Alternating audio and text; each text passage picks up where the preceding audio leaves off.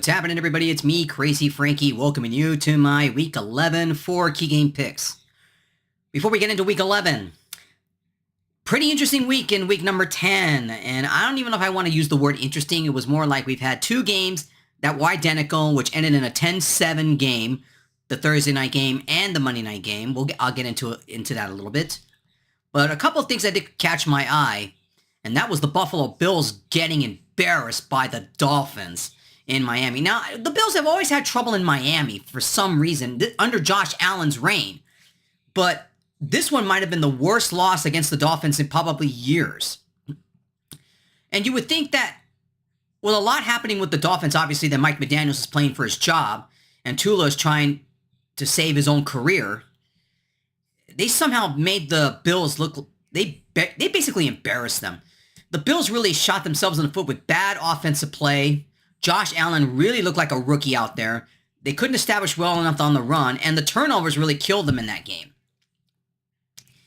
I know I definitely agree. There's definitely some concerns if you're Bills Mafia right now, and where does this team stand right now? Because they've already now maybe 2 games behind the Pats because they embarrassed the Buccaneers. The Pats now have total control of the AFC East, which if you're Bills Mafia, this is what I feared.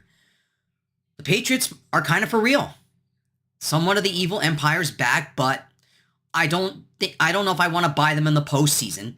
Now, despite the fact that the Buccaneers were badly injured, and Baker Mayfield, they were playing undermanned and everything like that, so you could tell the Patriots wanted to make a statement, and they had to in this game, to say that you can't forget about us. But there's another team you say you can't forget about us, and that's the Colts. Now, they got into a back-and-forth affair in Berlin against the Falcons, but in the end, Jonathan Taylor took over that game, and that running game really helped the Colts beat the Falcons, especially in overtime. And how about the Steelers laying an enormous egg against the Chargers? And last week I picked against I thought the Steelers, given that the Chargers are already undermanned in terms of their offensive line, they finally gathered together, they finally played like a team, and they embarrassed the Steelers. The Steelers, I don't even know where they stand now at this point, because now they're only 1 game up on the Ravens, in which the Ravens are starting to play very well, which I figured that was going to happen. The Ravens' strength of schedule really is favoring them more because their schedule is going to get easy. Their schedule's kind of going to get easy the rest of the way for them, while the Steelers have a tougher schedule ahead. So there's no question the Ravens are gunning for the Steelers to take over the AFC North, in which I originally picked the Ravens to win that division. So Steeler fans, you obviously know there's panic going on in Steeler Nation. I look at some other teams. Rams and Seahawks both dominated their games, which sets up a huge showdown next Sunday. And that is one of the key games I will get into later on in the video. That's going to be a very big one in the NFC West. The Lions also had to make a statement, but then again, the Commanders were seriously injured and banged up. The Lions had to blow them out, and they did. But going back to the Thursday and Monday night games. Now, Denver, even though despite their record 8-2, there's some big trouble with their offense. They're not in sync. I don't know what's going on with Bo Nix, and what makes matters more interesting for the Broncos, Dobbins got hurt. That does hurt their running game quite a bit. I don't even know how they survived that 10-7 affair against the Raiders. Obviously, the Raiders, they actually played their hearts out in that game, but they just could not get anything going offensively themselves. Now, going to the Monday night game. Now, the Eagles were lucky to escape with a 10-7 game because both teams were... This was really a defensive duel. Both offenses were awful. But I think to me, the bigger questions are really more on the Packers side in terms of the play calling Matt LaFleur has been doing with that offense. And there was a 4th down play. I thought it would have been like a pass for certainty. They would have gotten the 1st down, I think, but they handed off to Dobbs, and the Eagles defense read that thing perfectly and stopped them, which should have ended the game right there for the Eagles. But you turn around and say, hold my beer. Nick Sirianni and their OC were almost made boneheaded decisions. They threw the ball on 4th down, give the ball right back to the Packers, and with some time, they could come back and burn them. Now, luckily, the Packers did not do well on their last drive, and they tried a game-time field goal, which was badly missed, and the Eagles were lucky enough to escape. Could there be... Is Matt LaFleur's seat getting red hot? Oh, you betcha. You betcha. Packer fans are already calling for his head. And there's no question, I think that LaFleur is on the hot seat now because this is high expectations for this football team. They ramped up their defense to compete in the conference, and the results are just dreadful right now. They got an easy opponent in the Giants. That should be a get-right game for them. But even then, nothing is guaranteed in the NFL. It's what they always say, any given Sunday. Anyways, let's begin talking about week number 11. All right, beginning with key game number 1. It is the Buccaneers versus the Bills. The Bills are a 5.5-point favorite. I probably will see that number go down to 5, maybe 4.5, maybe even 4. Baker Mayfield in the loss last week to the Pats was 28-43, 273 yards, 3 touchdowns, no interceptions. I was surprised on that one, but obviously that loss to the Pats really hurt them. Josh Allen was 28-40, 306 yards, 2 touchdowns, 1 interception, and he also had 1 fumble in the game, and that really was costly. Really, really costly in that loss to the Dolphins last week. Keys for both the keys for victory for these two teams here. On the Buccaneers side, now they're going to be without Goodwin Jr. and Irving. That really is going to really not make things any better for them offensively for Baker Mayfield. And also the fact they're missing 2 linebackers and their offensive tackle Haggard. So really right now, the injuries are piling up just as bad right now for the Buccaneers. And who knows when they'll go back to full strength. Now with no Irving, Rashid White's going to have to carry the load in terms of the running game. And you look at their wide receivers, they're down to Johnson and Ryan Miller.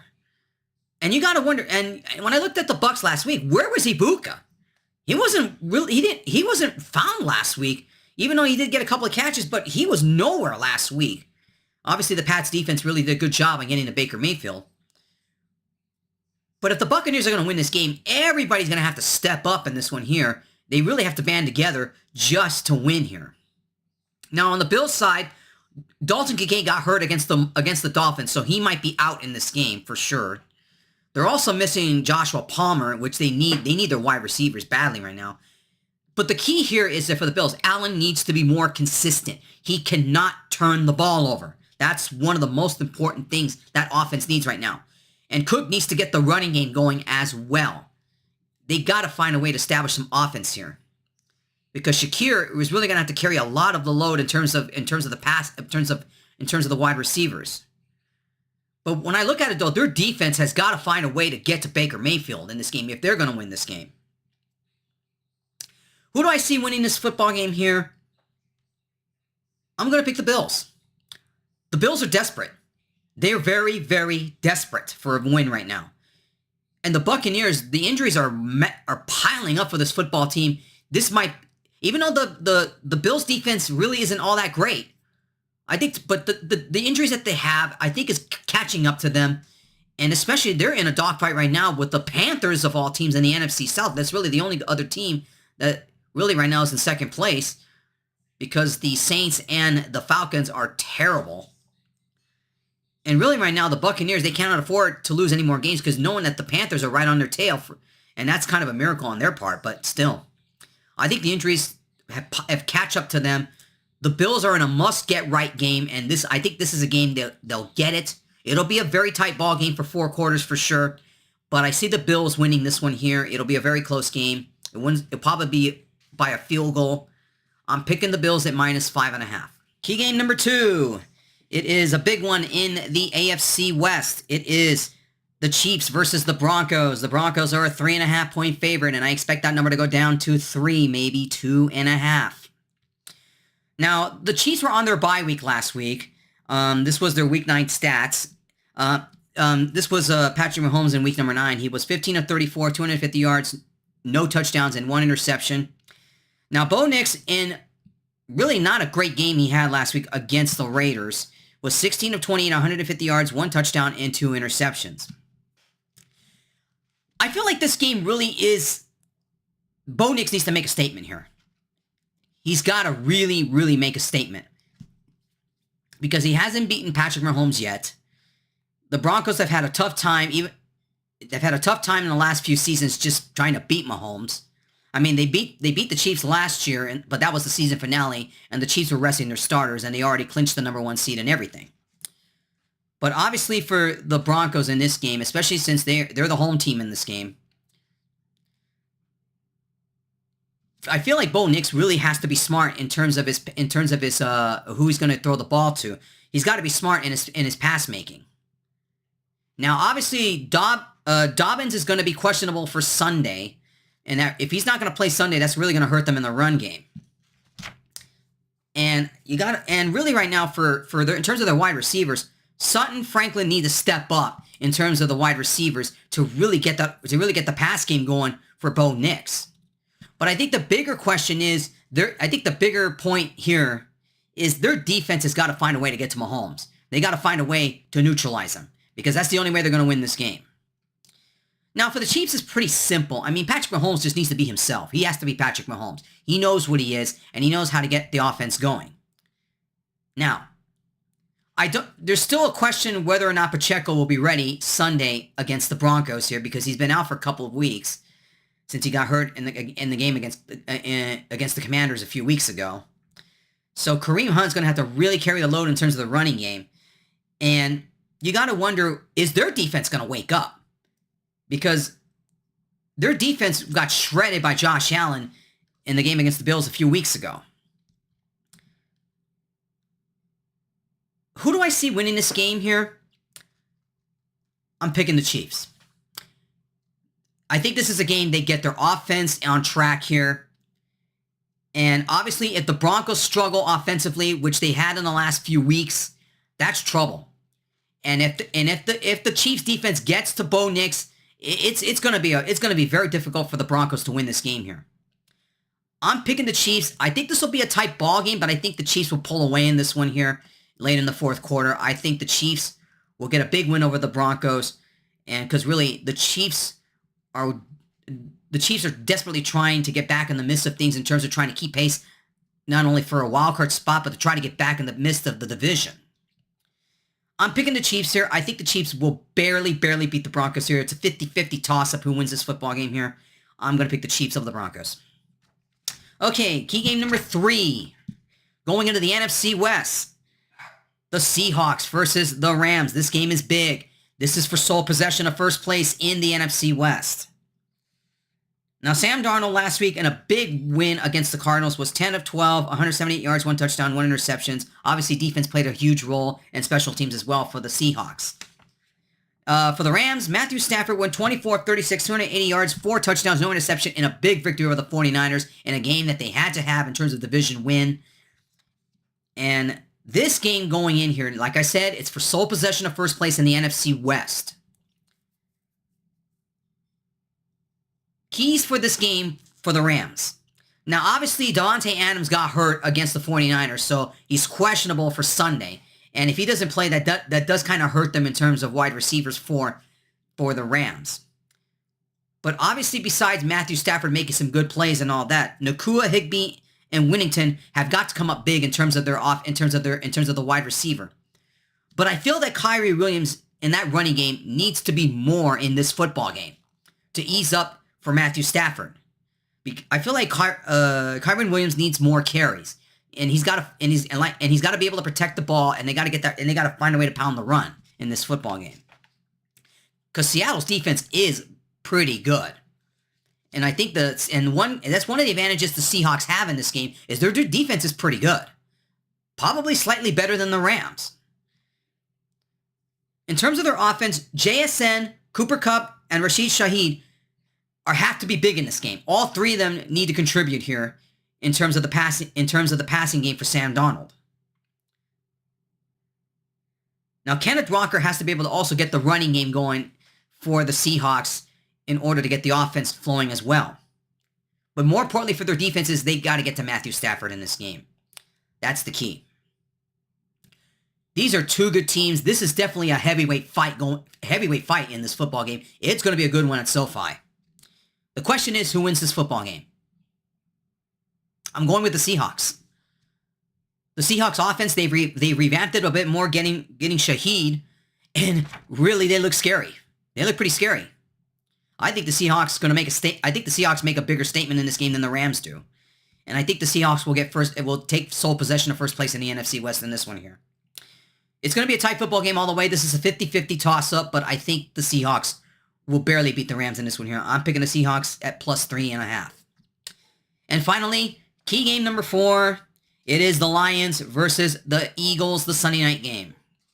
The Eagles are a slight 2.5 point favorite, and I expect that number to go to 2, maybe 1.5.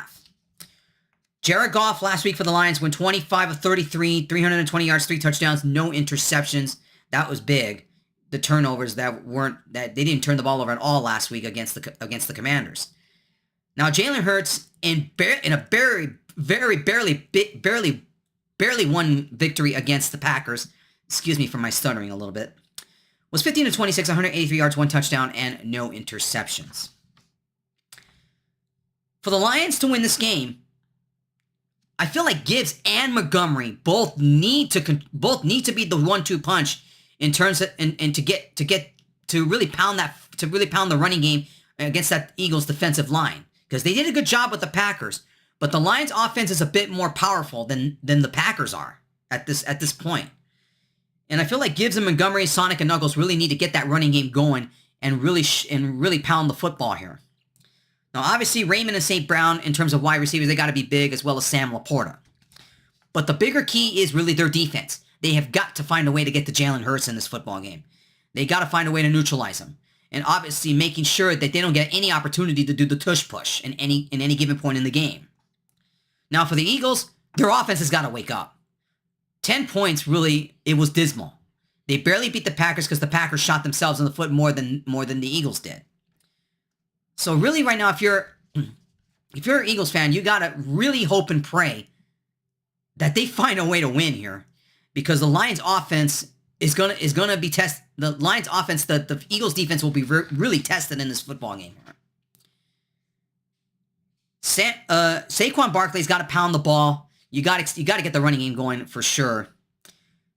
Devonta Smith, Dotson, and Dallas Goedert, they all have to be big in this game to help Jalen Hurts. And of course, A.J. Brown. Are they going to throw it to him? That's one thing. Who wins this football game? I'm going with the Lions.